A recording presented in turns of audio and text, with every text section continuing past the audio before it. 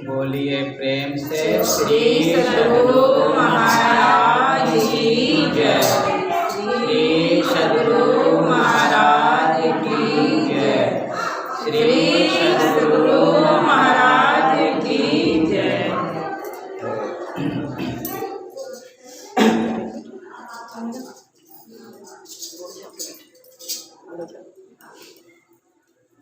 अखंडानंद बोधाय शेष संतापहारिणी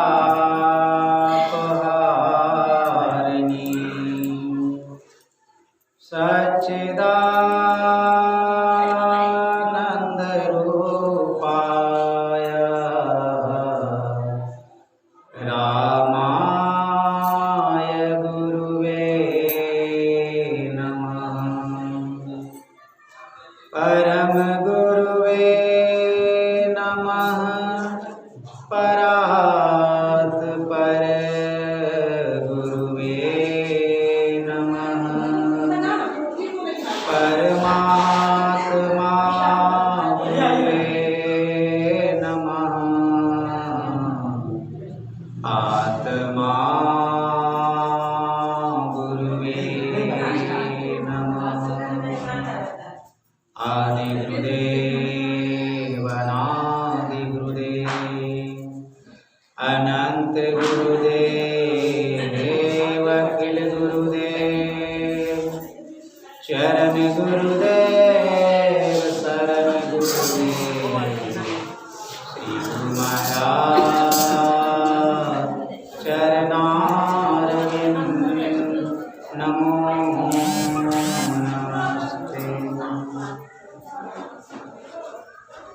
प्रातःस्मरणीय अनंत श्री विभूषित परम आराध्य संत सद्गुरु महाराज जी के युगल पाद पद्मों में कोटि कोटि से नमन। उपस्थित सत्संग प्रेमी बाबों, माताओं एवं भक्तिमती बहनों, आप सभी के चरणों में कोटि कोटि से नमन।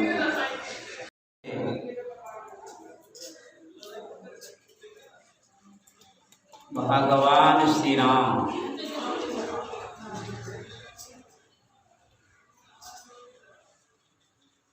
जो कि अयोध्या वासियों को बुला करके, ब्राह्मणों को बुला करके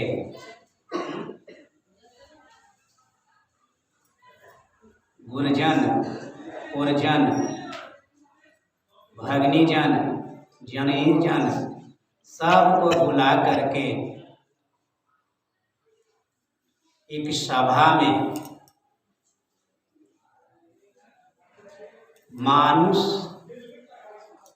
मानव देह की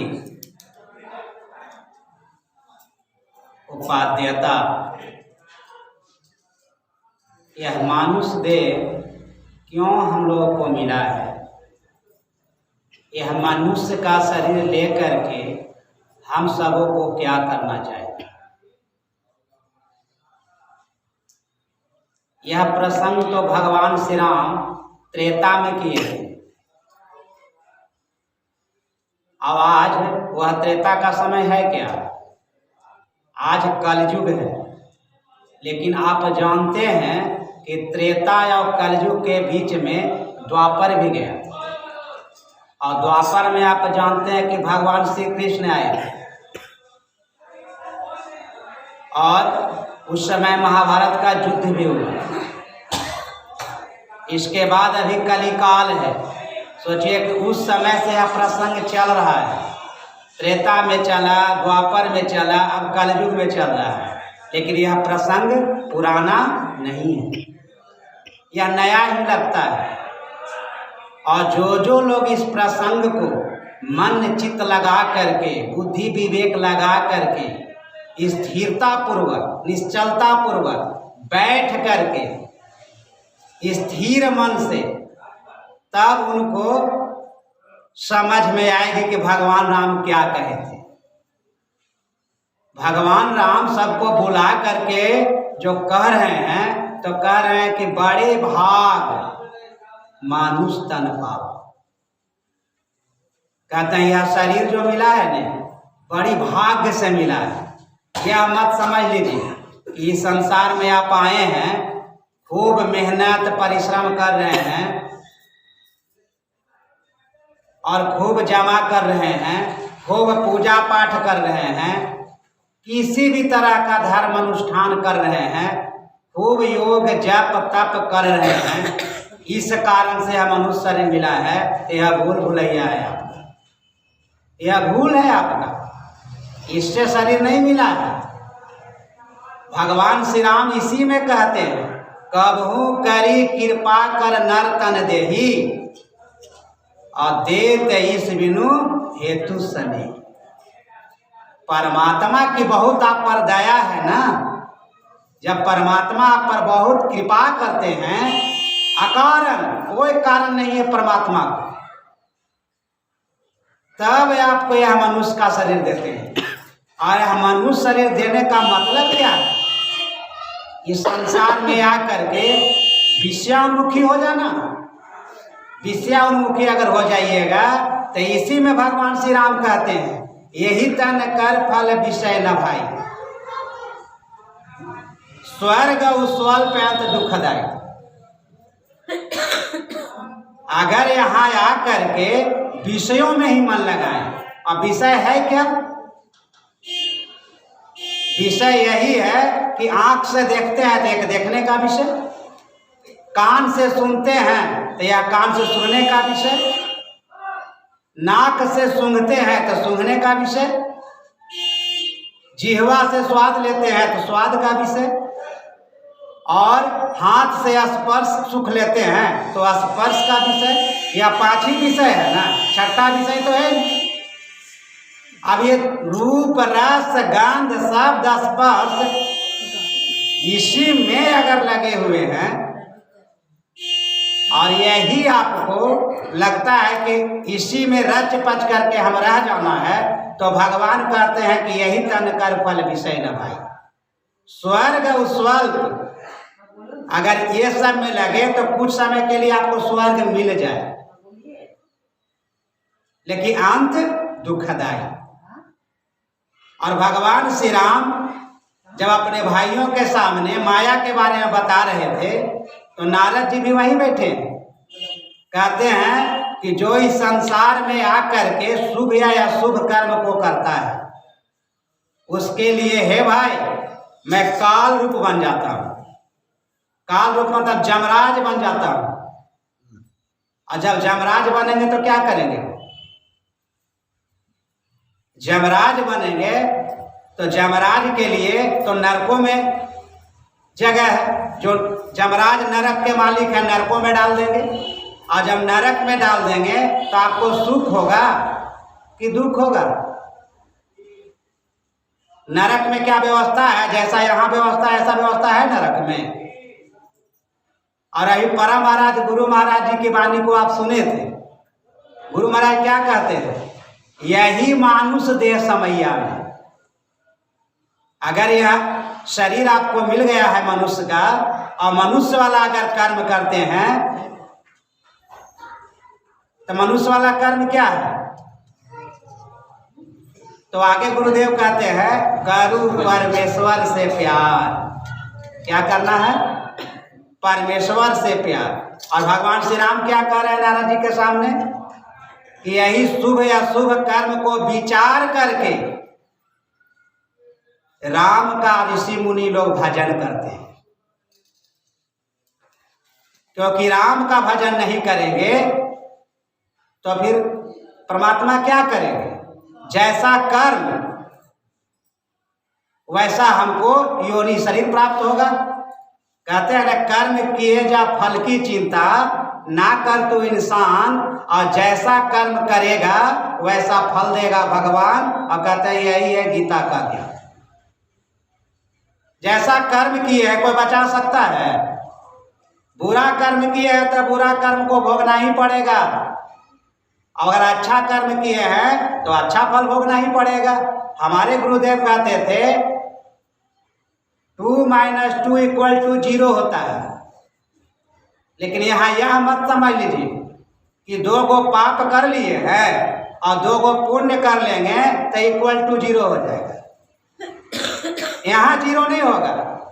यहाँ होगा कि 2 गो पाप किए हैं ना भाई, तो पाप भी भोगना पड़ेगा आपको, रो रो करके माथा पटक पटक के भोगना पड़ेगा। भगवान श्री राम कहे न अंतिम में कि जो न तरय भवसागरा नर समाज यस पाए और सो कृत निंदक मंदमती आत्म हनगति जाए। कहते हैं जो इस संसार में आ करके मनुष्य के शरीर ले करके इस भावसागर से अगर मनुष्य वाला कर्म नहीं करेंगे तो उसको क्या कहेंगे? वह कृतज्ञ है, नीच बुद्धि वाला है, वह मंद बुद्धि वाला है। उसे फांसी होगी और फांसी कौन देंगे? जमराज देंगे। और जमराज कौन बनेंगे? कौन बनेंगे जमराज? भगवान श्री राम कहते कि उसके लिए मैं ही जमराज बन जाता हूँ, जो यहाँ आकर के मनुष्य वाला कर्म नहीं करे। और जमराज का वासा कहाँ होता है? जानते हैं ना कि आजकल झुक करके लोग प्रणाम करते हैं तो टेहुना को प्रणाम कहते हैं, पैर को चरण को प्रणाम नहीं करते हैं, टेहुना को प्रणाम करते हैं। और जो टेहुना को प्रणाम करते हैं ना, वहाँ जमराज का वास होता है। कहते हैं हम अग्नि में जो जरे और गुरु से चाहे मान और तिनको जम न्योता दिया हो मेरे मेहमान। प्रणाम तो करते हैं, उनके अंदर अहंकार है, अहम की भावना है कि हम कम थोड़ी हैं। तो जमराज कहते हैं कि पहला मेहमान तो तुम ही है। और हमारे गुरुदेव क्या कर रहे हैं कि 2 - 2 = 0 नहीं होगा। 2 पाप को भोगना होगा और 2 पुण्य को भोगना होगा। लेकिन अगर परमात्मा से प्यार करेंगे, ईश्वर से प्यार करेंगे, तो ईश्वर से प्यार करने का क्या साधन है? मंदिर में जाके जल चढ़ाना, पुष्प चढ़ाना, या फिर जाके शक्ति मंदिर में जाके चादर चढ़ाना, यही है क्या? या रोज खूब स्नान करना, खूब अपने आप को पवित्र रखना? अरे यह तो शरीर की शुद्धता है। और मंदिर में जाकर के देवताओं को सम्मान करना, यह सेवा में आती है। लेकिन आपका कर्म कटेगा? आपका कर्म नहीं कटेगा। कर्म तो तब कटेगा ना, हमारे गुरुदेव कहते हैं कि अगर ईश्वर से प्यार करिएगा ना भाई, तो ईश्वर से प्यार करने के लिए सत्संग में आना होगा। यही वह सत्संग है जिस सत्संग में चलते चलते आपका सब पाप खत्म हो जाता है। अब प्रमाणिक के तौर पर देख लीजिए, बाहर जाने की जरूरत नहीं है, आप यहीं देख सकते हैं कि जो जो सत्संग में आए हैं उनका देख लिए जीवन कितना बदल गया। और जो सत्संग में नहीं आए हैं उनका जीवन देख लीजिए, दरवाजे पर बैठ करके झूठ बोलेंगे, इधर उधर का बात करेंगे, छल होगा, कपट होगा। लेकिन यहाँ सत्संग में जो आते हैं तो उनको पता है कि हम छल कपट किससे करेंगे? परमात्मा नित्य प्रति हमारे साथ हैं और हमारे हर पाप पुण्य को 2 - 2 नहीं होने वाला है। वो डरते हैं हमेशा कि अगर झूठ बोलेंगे, कपट करेंगे तो हमको भोगना पड़ेगा। यह कहाँ सिखाई जाएगी? मंदिर में कोई सिखाएगा क्या? कोई है बाबा मंदिर में बैठा हुआ सिखाने के लिए कि आपको पाप को बता दे? ये सत्संग क्या है? यह सत्संग एक पाठशाला है। यहाँ यही सब सिखाया जाता है कि आप क्या सही कर रहे हैं, क्या गलत कर रहे हैं। और यह सही गलत के द्वारा ही आपको सद्विवेक होता है, आपको ज्ञान होता है ऊपर चलने का। और जब ज्ञान होगा ना भाई, तब आप नरक जाइएगा? नरक नहीं जाइएगा। गुरु महाराज जी हमारे कहते हैं कि कर्म धर्म को जला खाक कर देंगे तुमको तार। ना आपका कोई पाप रहेगा, ना कोई पुण्य रहेगा। सबसे आपको निकाल करके आप जिनके हैं, जहां से आप आए हैं, आपको हम वहां पहुंचा देंगे। ऐसा कौन कहेगा? जे पहुँचे से कह गए और सबकी एक ही बात, और सबे सयाने एक मत, और सबकी एक ही जात। जिसने परमात्मा की भक्ति की, आप जानते हैं कि भगवान बुद्ध भी आए धरती पर, तो भगवान बुद्ध क्या प्रचार किए? ईश्वर भजन, ईश्वर परमात्मा को कैसे प्राप्त करें। उनके समय ऐसा चल रहा था कि वह ईश्वर का नाम नहीं लिए, लेकिन यह तो कहे कि आपो दीपो भवा, अपना दीपक स्वयं बनो। तू अपना खोज करो कि तुम है कौन, कहाँ से आए हो और कहाँ जाना है। जितने संत आए सब संत अपनी ओर चलने के लिए कहे। हमारे गुरु महाराज जी कहे अपने तई को जानो, अपनी आत्मा को जानो। जिस दिन अपने तई अपनी आत्मा को जान जाओगे उस दिन परमात्मा को जानो। परमात्मा को जान, हम मंदिर में जाने के लिए मना ही नहीं है, मस्जिद में जाने के लिए मना ही नहीं है, गिरजाघर में जाने के लिए मना ही नहीं है, सजदा करने के लिए जाइए। लेकिन जिस दिन आपको अपना खोज करना होगा कि आखिर हम हैं कौन, कहाँ जाएंगे, अगर यह खोज आपके अंदर से व्याकुलता होगी ना, तो इस व्याकुलता में आप खोज करेंगे तो आप अपने में ही चलेंगे। अब अपने में चलेंगे तो गुरु महाराज कहते हैं निज तन में खोज सज्जन, और बाहर मत खोजना। अपने ही घट में हरि है, अपने में खोजना। हम अपनी ओर चलेंगे तब मिलेंगे, और अपनी ओर चलने के लिए ही यह सत्संग का आयोजन होता है। यह सत्संग नहीं है, यह मेला नहीं है, और यह चमत्कार का जगह नहीं है कि यहाँ कोई चमत्कार दिखाया जाएगा। हमारे गुरुदेव महर्षि में परमानंद जी महाराज कहा करते थे कि मेरे पास लोग आए और यह भाव लेकर के आएंगे कि चले मेही बाबा के पास, वहाँ कुछ चमत्कार हो जाएगी। हमारे संसार में जो चाहना है वो चाहना की पूर्ति हो जाएगी। अगर यह सोच करके आते हैं तो आपको नमस्कार है, आपको नमस्कार है, क्योंकि मेरे पास चमत्कार नहीं है। अरे चमत्कारी तो रावण भी था, चमत्कारी कंस भी था, चमत्कारी हिरण्याक्ष भी था, लेकिन आप जानते हैं कि सतयुग त्रेता द्वापर में जो तीनों आए हैं तो क्या हुआ इनकी दुर्दशा। इनके दुर्दशा है कि 1 लाख पूत 1.25 लाख नाती, पूरा परिवार था, लेकिन कोई रहा, अपने भी मारा और सब बाल बच्चा को भी मरवा दिया चमत्कार के चक्कर में। लेकिन यही राम सदाचार का पालन करते थे, शिष्टाचार का पालन करते थे, सुचाचार का पालन करते थे। तो वही राम की कथा हो रही है ना। आज वही राम की कही हुई बातों को हम लोग सुन रहे हैं। इसलिए गुरु महाराज कहते थे कि अगर आपके जीवन में सदाचार आ जाएगा ना, शिष्टाचार आ जाएगा ना, सुचाचार आ जाएगा ना, तो नित्य आपका चमत्कार होगा। जिस चमत्कार के लिए आप भाग रहे हैं ना, आप किसी को कह देंगे कि जाइए आपका यह काम हो जाए, तो मैं यह मन से कहता हूं वह काम हो जाएगा, हो जाएगा आपका वह काम। कैसे हो जाएगा? एक प्रेरक प्रसंग है। ऐसे तो आप जानते हैं यह सत्संग का आयोजन मनोज बाबू हमारे परम महाराज गुरु महाराज महर्षि में परमहंस जी महाराज के ही शिष्य है।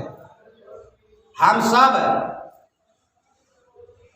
एक ही गुरु से दीक्षा लेकर के यहाँ जितने हैं सब सत्संगी प्रेम के साथ, एक मिलाप के साथ, एक संगठन बना करके यह सत्संग को करते आए हैं और करते रहेंगे। श्री सद्गुरु महाराज की जय। अब उस संगठन में इतना बल है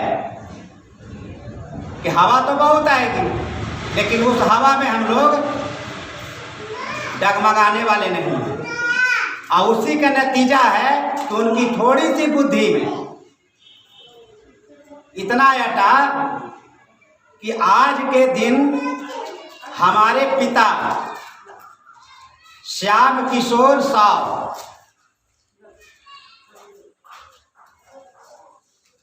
इस दुनिया से चले गए थे, उनका स्वर्गावास हो गया था, वह शरीर को छोड़ परित्याग करके प्रलोक चले गए। तो क्यों ना उसके इन पुण्य तिथि पर एक सत्संग का आयोजन किया जाए।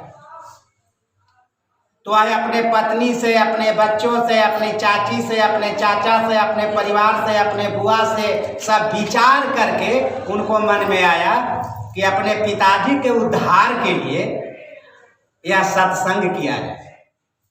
इस संसार में इतना जान लीजिए कि पूजा पाठ जाप तप व्रत कुछ भी कर लीजिएगा ना, किसी का उद्धार नहीं हुआ है और ना होगा कभी, कभी नहीं हुआ है।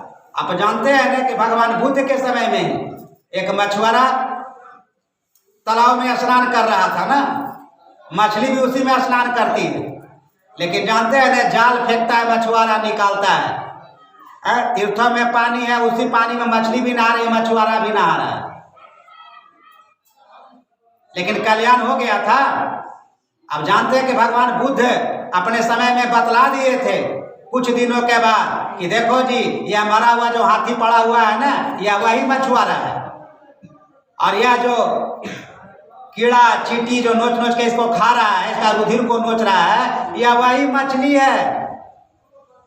और गुरु राम समर्थ दास जी भी जो हमारे गुरु नानक देव के पंथ में जो गुरु हुए हैं, वह भी दिखाए हैं कि कलिकाल में गुरु जो बन करके संसार में फिर रहे हैं। हमारे गुरु महाराज तो कहते थे कि देखो जी भगवान बुद्ध, भगवान महावीर 2500 वर्ष पहले आए, धर्म का प्रचार किए। गुरु नानक देव जी महाराज, कबीर साहब, बहुत सारे ऐसे संत 500-600 वर्ष पहले आए। जानते हैं चमार जाति में ही सब रविदास जी महाराज आए, लेकिन कितने ऊंचे ख्याल था उनको कि क्षत्रिय कुलभूषण थी ना मीराबाई, जो आप सुन रहे थे, आपको उनके गुरु बनने का सौभाग्य उनको प्राप्त हुआ। और प्राप्त नहीं हुआ, गुरु ऐसे थे कि उन्हें राम का दर्शन हुआ, जबकि उनके इष्ट कृष्ण थे, लेकिन दर्शन किनका हुआ? राम का। तो कहने का मतलब है कि संत जब भी हमारे जीवन में आएंगे ना, तो संत के पास होता क्या है?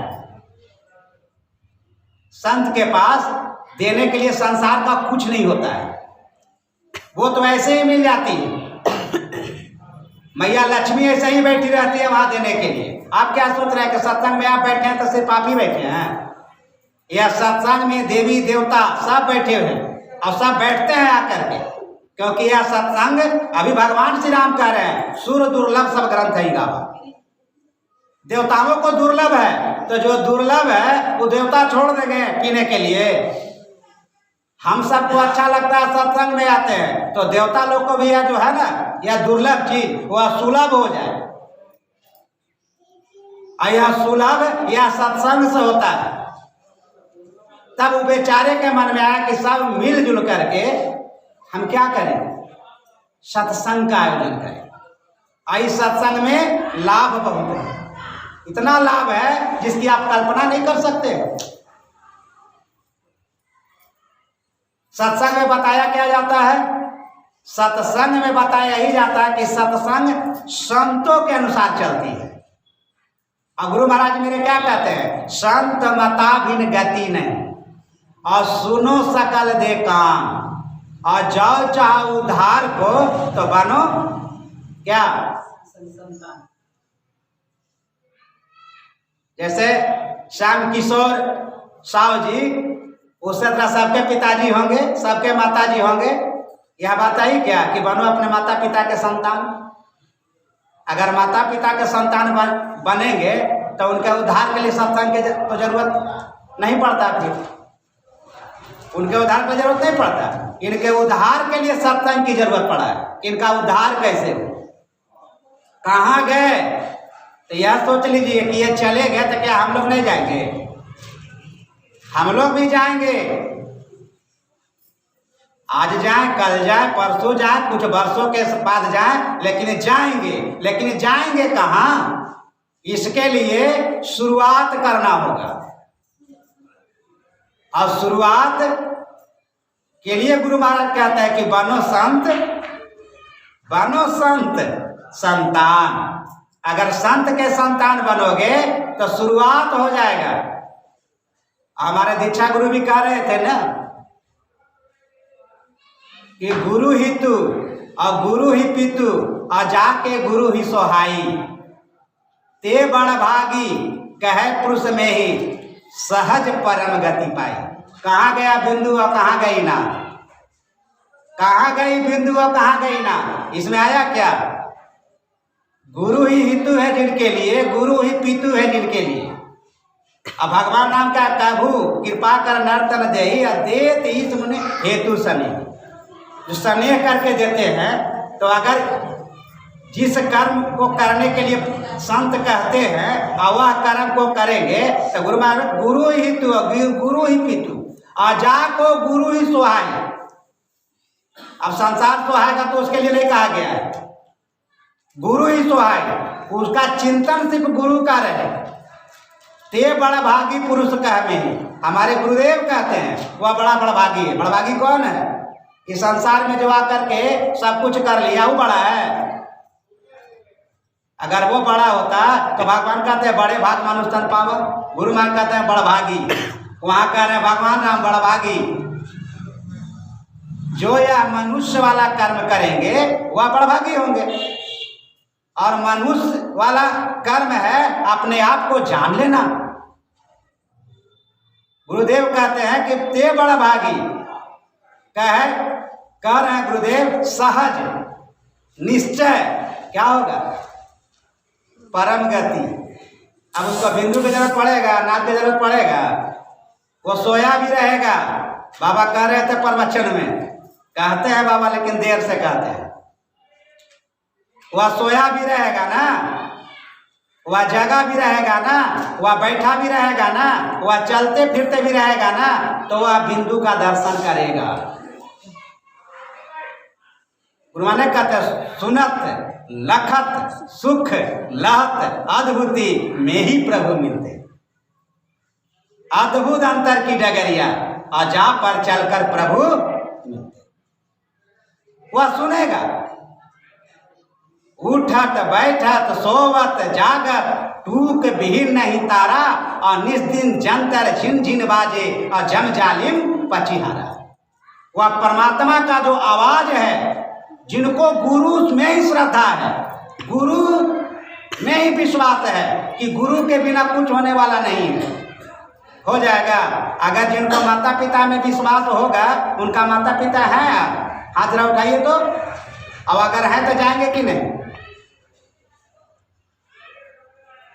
जिनको ऐसा विश्वास रहेगा तो काल रूप भराता काल के हाथ में चले जाएंगे। अब काल से बचने का भगवान कहते हैं कि सत्संग करिए। भगवान शंकर सत्संग नहीं कर किए थे? जानते हैं ना कि भगवान शंकर प्रथम इस योग मार्ग को बताने वाले भी हैं और प्रथम सत्संगी भी है। प्रथम सत्संगी है भगवान। इसलिए माता को उपदेश देने के दौरान भगवान कहे थे कि गिरजा संत समागम और सम न लाभ कछुआ।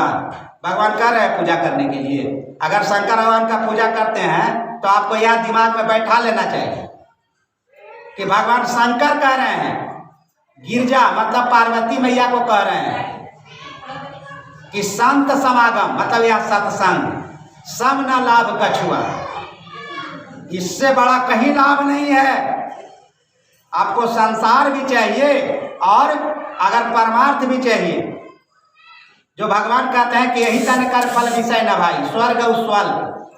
यहाँ पर परलोक मतलब स्वर्ग को नहीं लिया गया है, मोक्ष को लिया गया है। कहते हैं अगर मोक्ष चाहते हैं, राम जी कह रहे हैं, भगवान शंकर कह रहे हैं, मुक्ति चाहते हैं, छुटकारा चाहते हैं, दुख से निवृत्ति चाहते हैं, तो क्या करना है आपको?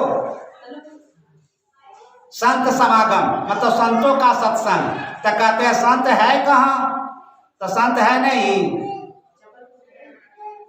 आपकी दृष्टि मोटी हो गई है, इसलिए संत की पहचान नहीं करते हैं। अगर दृष्टि पतली होती ना तो आपको समझ में आ जाए कि संत हैं। इस धरती पर संत ही तो हैं। भगवंत आते हैं, पापियों का नाश करते हैं, मारते हैं और फिर चले जाते हैं धर्म की स्थापना करके। भगवान का काम यही है। लेकिन संत धरती पर है, बैलेंस करते हैं।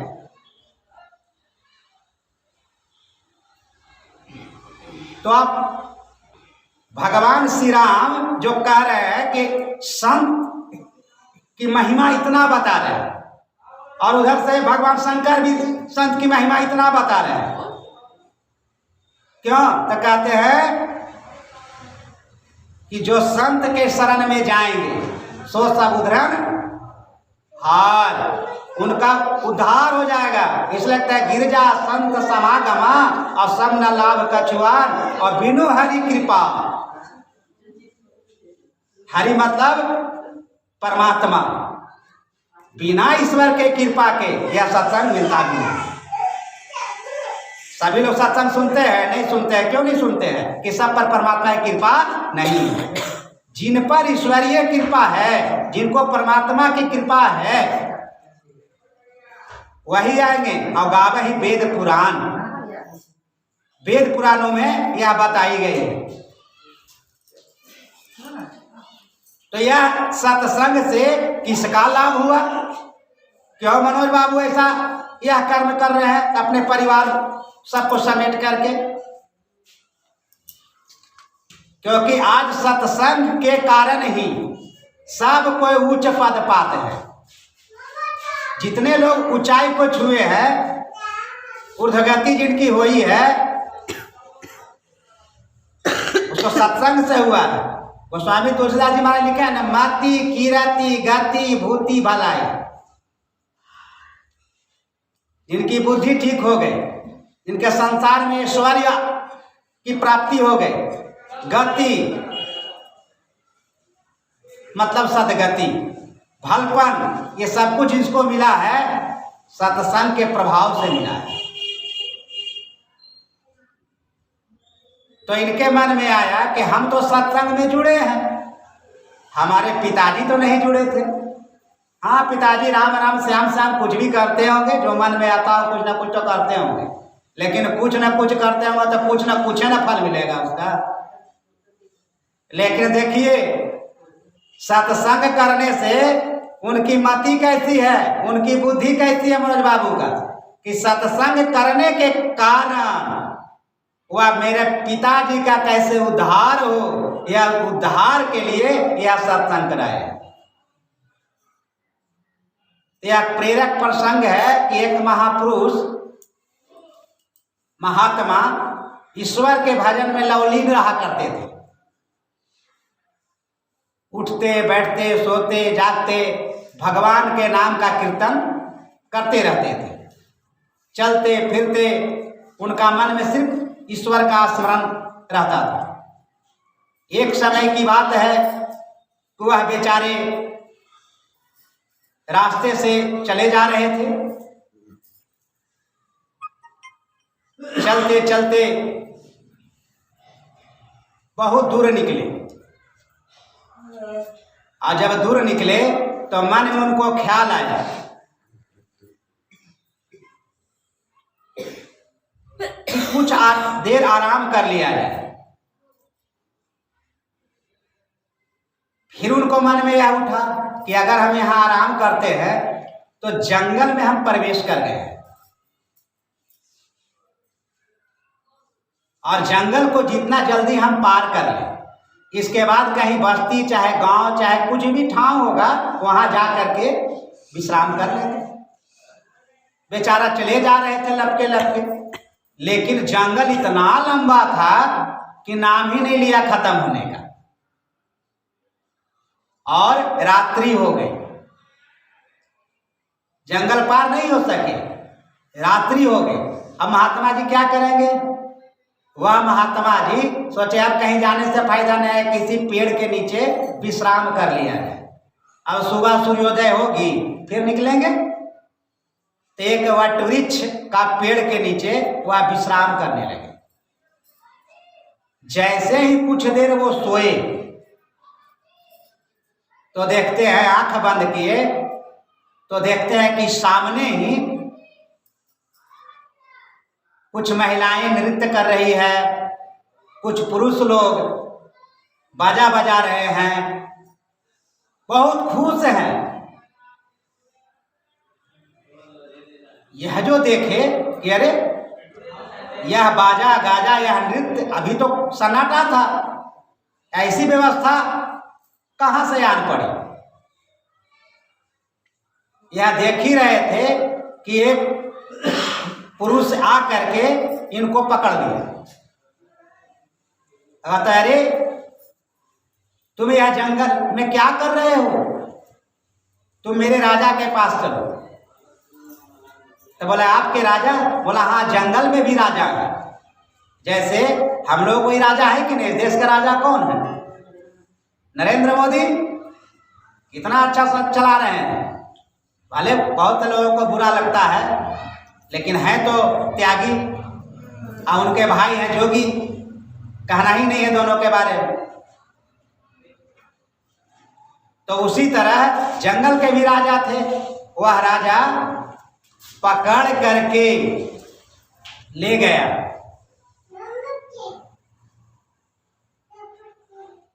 जो महिलाएं नृत्य कर रही थी, जो बाजा गाजा बज रहा था, जो उत्सव मनाया जा रहा था, वहां ले करके गए।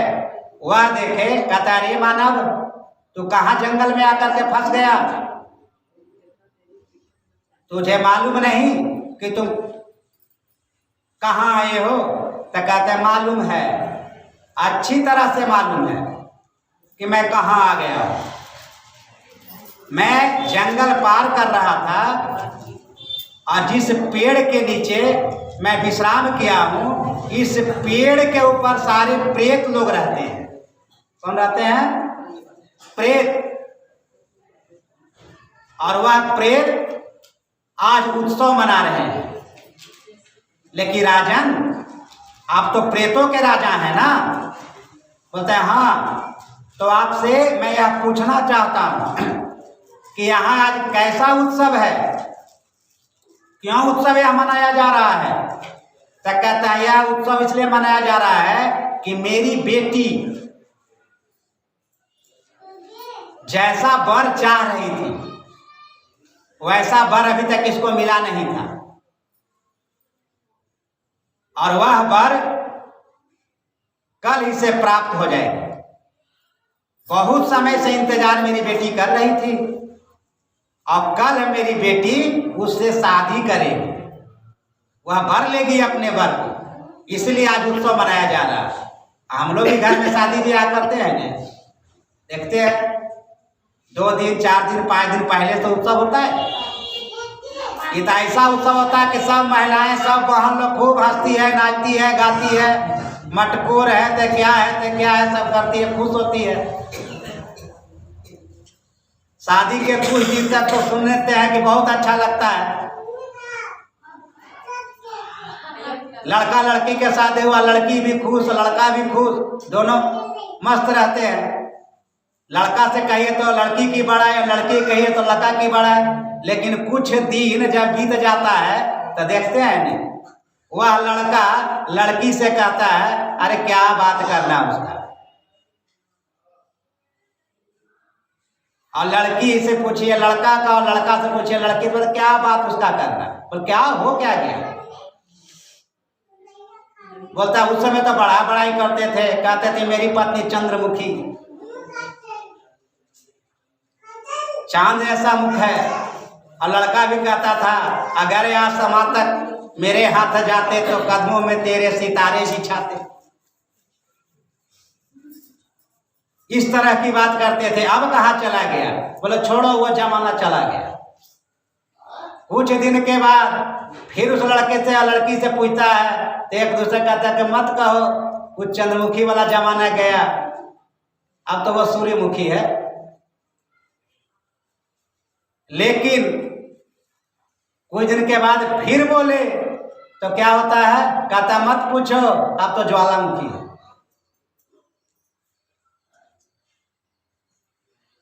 तो संसार यही है, कभी चंद्रमुखी, कभी सूर्यमुखी, कभी ज्वालामुखी।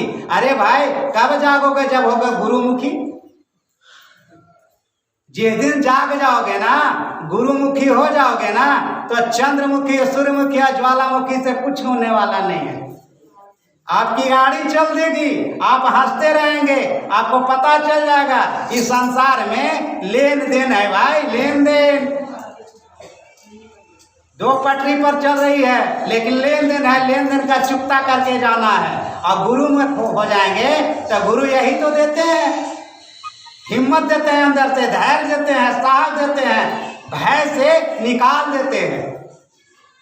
भय तो तभी तक ना है, जैसे अभी भय के माहौल में पहुंचे हैं ना महात्मा को डर लग रहा है, कहाँ पहुंचे? अगर यहाँ प्रेत आ जाए तब भूत प्रेत पिशाच नहीं आवे और महावीर जब नाम सुनावे, तुरंत यहाँ बजरंगबली का पाठ होने लगेगा। लेकिन यहाँ पाठ क्यों नहीं हो रहा? क्योंकि बजरंगबली पहले से आके बैठे हैं। सत्संग होती है तो बजरंगबली सबसे पहले आते हैं।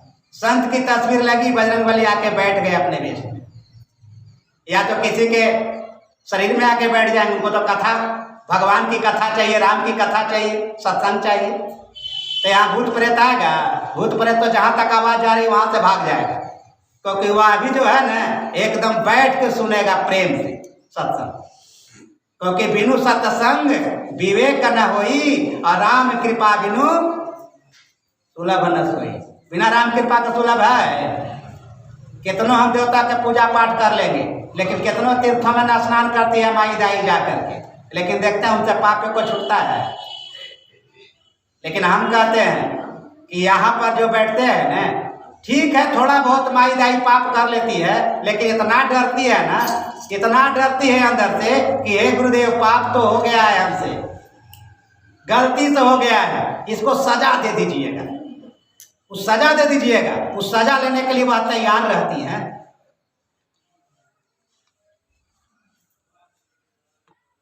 और प्रेत को कहा गया है यह मन प्रेत है, और मन को कहा गया है, महापुरुष कहते हैं ना मन को क्या कहा गया है? मन कहते हैं, देखते हैं देहात में लोग कहते हैं एक मन, और एक मन के 40 शेर होता है ना, 40 शेर का एक मन। एक शेर यानी एक बाघ इतना खलबली मचा देता है, तो 40 शेर आ जाए तो कितना खलबली मचाएगा? इसीलिए महापुरुष कहते हैं कि मन की गर्मी को शांत अगर कोई करता है तो यह सत्संग। मन कहाँ शांत होती है? मन की गर्माहट शीतलता में बदलती है, उसी के नाम है सत्संग।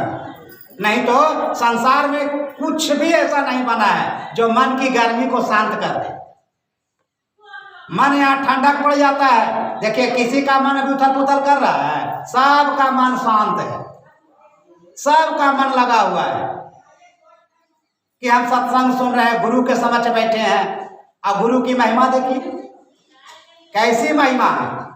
और यही मंदिर में जाइए कितना हलचल होती है, कितनी कोलाहल होती है, लूटपाट भी होती है, पैकेट भी, जेब कतरा भी होता है वहाँ। और कान में पहने तो कान फाड़ करके सोना चांदी उड़ा करके लेकर चल जाए, जेब कतरा भी होता है वहाँ। यहाँ कोई जेब कतरा बैठा है क्या? यहाँ कोई जेब कतरा नहीं है। तो मन को अगर समझाया जाता है तो सत्संग में। अब वह जान रहे हैं कि वह महात्मा के सामने प्रेत राजा है, और प्रेत राजा कह रहा है कि तब बताइए। तो बोलता हाँ कल मेरी बेटी का ब्याह होगा, मेरी बेटी बहुत गदगद है, अब कहिए कि आप भी मर के जाइएगा, वहाँ शादी करिएगा। अरे कहते हैं मरने के बाद तो भूते प्रेत नहीं बनता है सब, यह वाला दुर्दशा वहाँ भी होगा। लेकिन हम लोग अगर कम से कम गुरु महाराज मिल गए हैं तो यहीं शादी करने के बाद पता चल गया कि शादी का लड्डू कैसा है, भगवान से अलग कर देता है, ईश्वर से अलग कर देता है। नहीं तो यह सत्संग की जरूरत पड़ता, यहाँ आने की जरूरत पड़ता? जो अलग कर दे वह माया ही लड्डू है। माया ठगती जगत को और माया ठगे न कोई, और जो कोई माया ठगे संत कहावे सो। संत के द्वारा ही हम माया से पार जाएंगे। वह प्रेत राजा कहता है अब मैं बाद में बहुत गदगद हूं, और सभी नर नारी सब गदगद है, क्योंकि कल मेरी बेटी ब्याही जाएगी। तब बोलता है ठीक है ब्याही जाएगी, वर कहाँ है, वर तो दिखलाओ। कौन वर देखेंगे? कौन वर देखेंगे? महापुरुष देखेंगे। जैसे हम लोग को गुरु महाराज जी देखे हैं, और देखे नहीं, सेलेक्ट किए, सेलेक्ट, और सेलेक्ट करके सबको खींच लिए अपनी आकर्षण से, अपना गुरुत्वाकर्षण बल के द्वारा खींच लिए, और खींच करके छोड़ नहीं दिए, सटाए हुए हैं। कैसे सटाए हुए हैं? सत्संग लस्सा के द्वारा सटाए हुए हैं। और जो एक बार सत्संग के लस्सा में आ जाएगा तो गुरु महाराज कहते हैं कि जब तक वह जीवन मुक्त नहीं होगा। अभी सुन रहे थे ना कि जीवन मुक्त ब्रह्म पर और चरित सुनहि तरि ध्यान, और जिन्हें हरि कथा करहि रति नहीं, और तिनके ये पाषाण। जो जीवन मुक्त है ना वो भी सत्संग सुनते हैं, और जो नहीं है तो हम लोग भी सत्संग सुनते हैं। यह सत्संग एक लस्सा है जिसके द्वारा हम लोग लगे हुए हैं। आप प्रेत राजा तो गदगद है, सब लोग गदगद है। जितने बारात जाने वाले सब गदगदे रहते हैं कि खाने पीने को मिलेगा, चल रही है। कहते हैं ठीक है महाराज, उस लड़का का पता बताइए, वो लड़का कौन है जिससे ब्याही जाएगा, ब्याही जाएगी आपकी बेटी। तो कहता है यहाँ थोड़ी है। तो बोला कहाँ है? बोले इस जंगल के किनारे एक सेठ जी हैं, और सेठ जी के लड़का इकलौता है, और वह बड़ा कुकर्मी था, बड़ा आताताई था, बड़ा दुराचारी था, बहुत पापी था। उससे तंग लोग हो गए थे। 1 साल से वह लड़का रोग से पीड़ित है, और कल उसका शरीर छूटेगा, कल उसका शरीर छूटेगा, यानी वह मरेगा, और वह मर करके आएगा, और उसी से मेरी बेटी का ब्याह होगा। आप सोच लीजिए कैसा लोग है वह। बेटी भी उसने पहुंचले होगी ना, जब दूल्हा आ रहा है, दुराचारी, अत्याचारी, पापाचारी प्रसिद्ध है, कैसा वर को तलाश कर रही है। और हम लोग कैसा वर को तलाश किए हैं तो वैसा वर मिला। जैसा तलाश था वह मिला, तो फिर रोते क्यों हैं? पार हो जाइए। लेकिन बिना गुरु के द्वारा पार नहीं कर सकते, क्योंकि गुरु एक हिम्मत है, एक साहस है, एक धैर्य है, एक ताकत है। गुरु के द्वारा पार होने में कठिनाई नहीं होती है। कहते अच्छा तो जंगल की कॉर्नर पे है। बोले ठीक है। बोला ठीक है तो तुम्हें डर नहीं लगता है? बोला सुनो जी, तुम जो सोच रहे हो कि हम प्रेत है, सूक्ष्म शरीर में है, तुम हमको मनुष्य मत समझना। तुम देह समझ रहे हो, हम विदेह है। मतलब तुम शरीरधारी ही समझ रहे हो ना। मेरा शरीर से मोह नहीं है। शरीर लेना चाहते हो लेके देख लो। और जिनको मोह होगा शरीर से, वो क्या करते? एक थप्पड़ में तो वहां से भागना शुरू करते रास्ते में, पेड़ के ठहरते क्या प्रेत से। एक थप्पड़ प्रेत मारता है, वो दौड़ने लगता जंगल में और जंगल पार कर जाता है। उनको डर नहीं है। डर इसलिए नहीं है कि अंदर में सुमिरन कर रहे हैं। सुमिरन कर ले रे मना, तेरी बीती जात उमर गुरु नाम किनारे। जिनके अंदर सुमिरन चलेगा ना, वह सुमिरन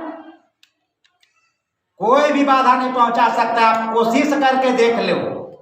प्रेत राजा कहा कि हाँ हमें मालूम है। बोला बस कुछ देर रुके, बातचीत हो रही थी, सुबह हो गई, वहां से चल दिए। कौन चल दिए? कौन चल दिए? प्रेत या महात्मा?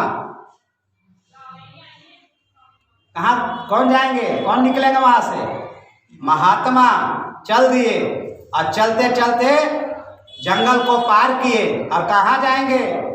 खोजते खोजते किनारे पता किए कि कोई किनारे में सेठ जी हैं और जो सेठ जी का बच्चा 1 साल से बीमार है। बोलते हाँ, एक सेठ जी है, इनका बच्चा बहुत बीमार है, बहुत डॉक्टर लगा हुआ, बहुत वैद्य लगा हुआ, बहुत औषधि खिलाया जा रहा है, लेकिन उसका कोई उपाय नहीं है। आएगी नोटिस, जमानत न होगी। होगी जमानत? कितना सच समझ के आ रहा लीजिए, कितना पर परिवार बना लीजिए, कोई रोक लेगा आपको? कोरोना आया था, देखे अपना परिवार मर रहा था कोरोना में, तो कोई उसको छू नहीं रहा था। इस तरह से भय से कि कहीं हमको भी कोरोना में हम भी नहीं चलेगा, इस तरह से भय था।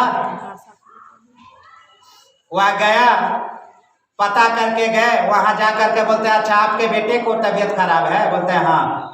डॉक्टर वैद्य से पूछे क्यों जी, यह बचेगा? बोल भगवान जाने। उस बच्चे को कहते हैं बच्चा तुम जीना चाहते हो?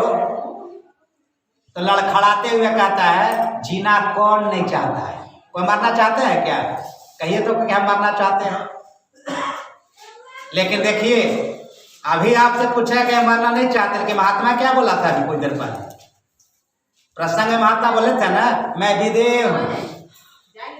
तुम देह समझ रहे हो ना, मैं विदेह हूँ। अगर तुम मारना चाहते हो मार के देख लो। वो कैसे कहते हैं? वो मारना चाहते हैं तो मार के देख लो, हम मरने के लिए तैयार हैं, मारो। और हम जीना चाहते हैं। वहां बच्चा कहा जीना चाहते हैं? कहता बच्चे आंख बंद करो। आंख बंद किए, अपनी दृष्टिपात किए। क्या किए? अपनी दृष्टिपात किए। वह बच्चा को कुछ अंदर से ताकत मिला, धैर्य मिला। और जब धैर्य मिला तो कहता कहो बच्चा कैसा लग रहा है? वो बच्चा हाथ जोड़ करके कहता है कि मैं तो बहुत पापी हूँ, अत्याचारी हूँ, दुराचारी हूँ। आपने मुझे दर्शन देकर कृतार्थ क्यों किया?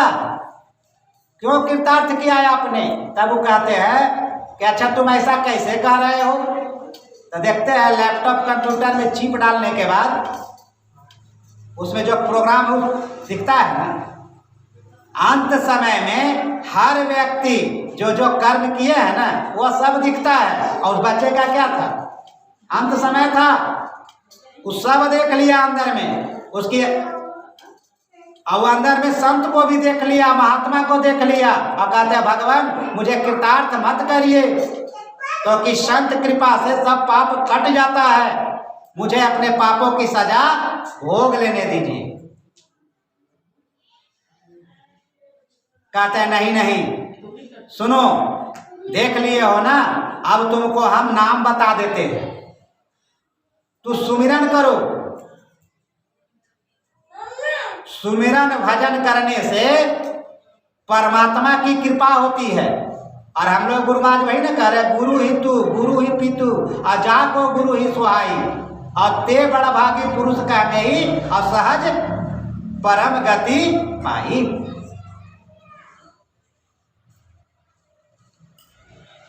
उनको भजन भेद बता दिए, और भजन भेद बता दिए और तब कहते हैं जपो। और जब वह जपने लगा तो जप में ऐसा उसका मन लवलीन हो गया कि अचानक उनकी सांस बंद होने लगी। बहुत ही माता मन कहता है ना कि जप करते करते कभी कभी ध्यान करते करते सांसें अटक जाता है सांस। हाँ ऐसी स्थिति होती है। वैसी स्थिति इसलिए होती है कि वहां जप और आप होते हैं, शरीर नहीं होता है। और आप है कौन? ईश्वर अंश और जीव अविनाशी और चेतन अमल सहज सुख राशि। आप उस समय आनंद में विभोर होने जा रहे हैं, आनंदित होने जा रहे हैं। और जो आनंदित होता है ना, तो गुरु महाराज कहते हैं ना, अमृत धावनी की नौबत झारा बड़ भागी सुनते। अंदर में छहरा मतलब वही अंदर में प्रकाश जो होता है ना, वह प्रकाश को देख करके वह गदगद हो जाता है, बहुत आनंद आता है। जिनको वह प्रकाश दिखता है उसको आनंद आता है।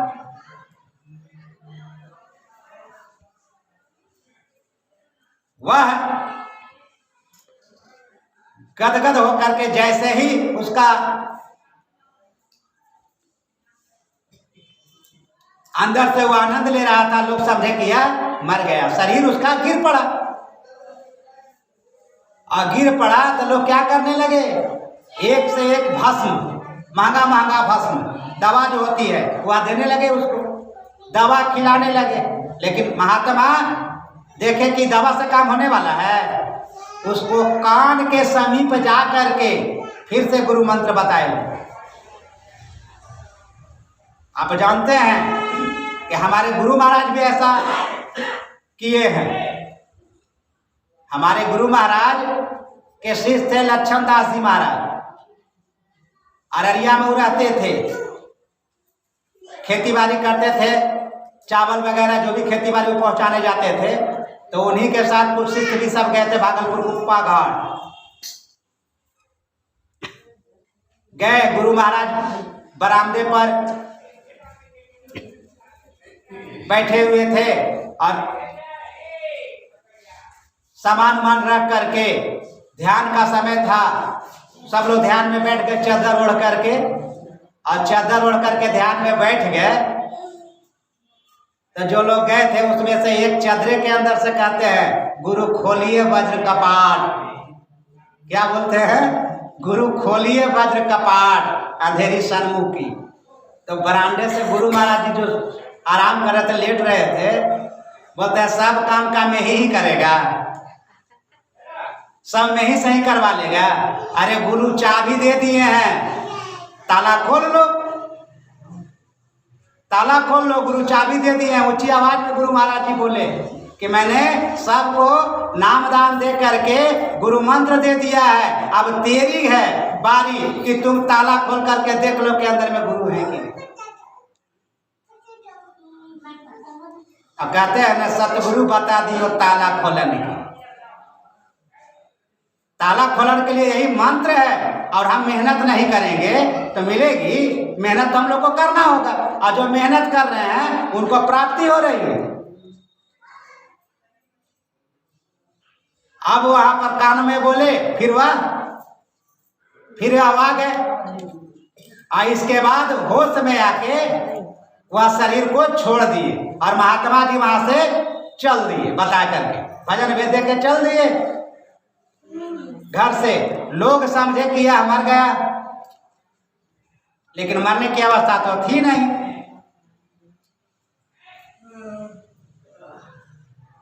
वहां से चल करके बाहर आए, दिन बीत गया था, फिर रात हो गया था। रात को फिर जंगल की ओर गए महात्मा जी, भजन ध्यान स्नान करके, और फिर गए, और फिर वहां गए।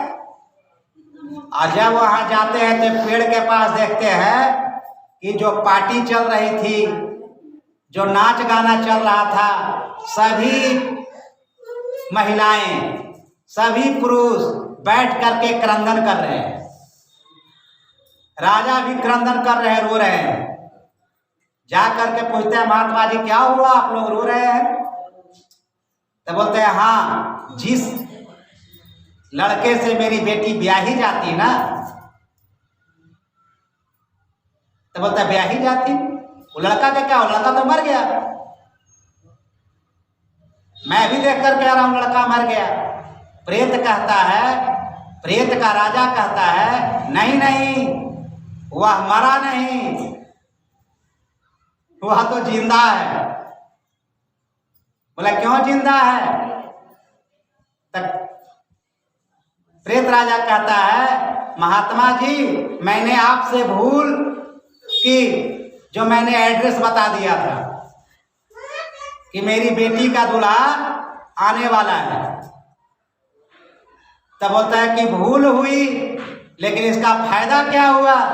तब बोलता फायदा यही हुआ कि जिनके अंतिम समय भी जो गुरु को धारण कर लेते हैं और जो गुरु मंत्र जिनको मिल जाता है वह फिर नरक नहीं आता है, वह नरक नहीं आता है। इसीलिए वह व्यक्ति अंतिम समय आप जैसे महात्मा से भजन सुमिरन ले करके वह भजन ध्यान कर लिया और करने के कारण उसका शरीर नहीं छूटा,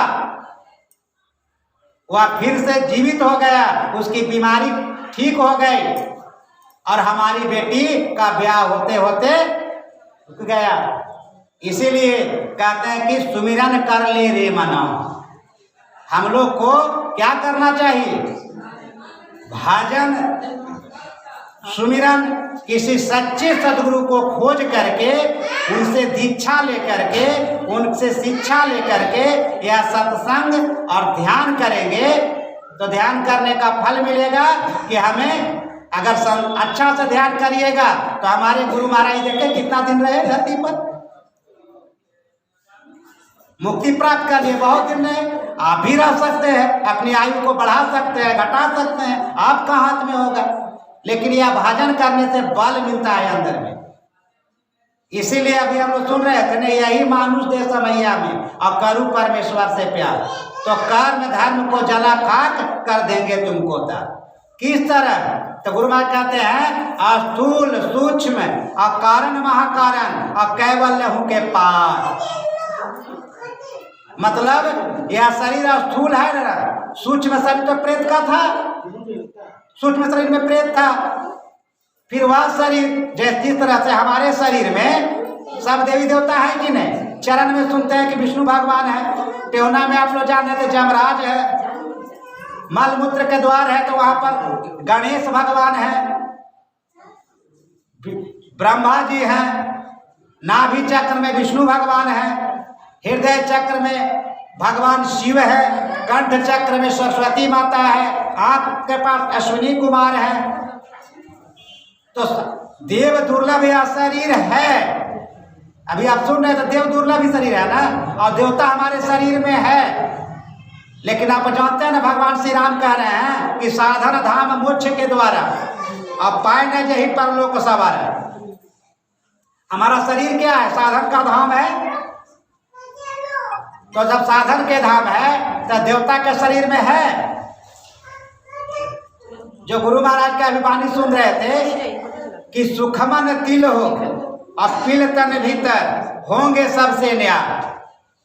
सुखमना हमारे पास क्या है कि सुखमना है, शिवनेत्र है, आज्ञा चक्र है। इस आज्ञा चक्र पर ध्यान करेंगे तो हम सब पापों से मुक्त हो जाएंगे। इसी के लिए गुरु महाराज कहते हैं कि ब्रह्म ज्योति ब्रह्मध्वनि को धरि धरि और ले चेतन आधार और तन में पील पाचो तन पारा और पा जाओ प्रभु सार। और यही मानुष दे समैया में करूँ परमेश्वर से प्यार। लेकिन कैसे? मैं ही हो सकोगे और जाओगे वही पार, और पार गमन ही सार भक्ति है, लो यही में धार। अगर आप संतमत में आते हैं तो संतमत में पूजा पाठ जप तप तीरथ व्रत नहीं है, सारा कुछ हमारे शरीर में है। एक मंत्र का जप करना है और जप जिनका है उन्हीं का रूप का ध्यान करना है, और उन्हीं के रूप तेजोमय है। उनके रूप देखते देखते उनमें श्रद्धा और विश्वास होगा, पवित्रता आप में होगी, निर्मलता होगी, तो एक बिंदुता आ जाएगी। और वह एक बिंदुता के दर्शन करते करते उसी में हम नाद सुनते हैं। यही चार चीज संत मत का है: मानस जप, मानस ध्यान, दृष्टि योग और नाद अनुसंधान। यह चार क्रिया से सब पापों से मुक्त होकर के आप वहां चले जाएंगे जहां से कभी आप आए थे। गुरु महाराज की वाणी में तुम उतर पर हो तब माही और फिर निशब्द में या ही तो पड़ गए हो दूर, चलो निशब्द में। आपकी यात्रा पूरी हो जाएगी, आपका जीवन धन्य हो जाएगा और आपका संसार में आना सफल हो जाएगा। यही काम मनोज बाबू के पिताजी नहीं किए थे और यह काम करने के लिए ही उनको फिर धरती पर आना होगा। तो मनोज बाबू जो आयोजन किए हैं या पुण्य जो संग्रह किए हैं या पुण्य अपने पिताजी को समर्पण करेंगे। इस पुण्य के फल से वो जहाँ भी जिस शरीर में होंगे उनका शरीर छूटेगा। जब जब सत्संग कराते रहेंगे शरीर छूटेगा। एक समय ऐसा आएगा कि मानव के शरीर में आएंगे और सत्संग मिलेगा और सत्संग मिलेगा तो इस तरह से वो आप सदगुरु को धारण करेंगे और गुरु युक्ति से ताको गगन में जब गुरु युक्ति मिलेगी उस हिसाब से ध्यान करेंगे तो उन्हें मुक्ति मिलेगी। और यह सत्संग ही मुक्ति को प्राप्त करा देने वाला है। इसलिए हम लोग को सत्संग करना चाहिए प्रेम से और निर्मलता से। यही थोड़ा सा आप लोग को सेवा में कहा। बोलिए श्री सद्गुरु महाराज की जय।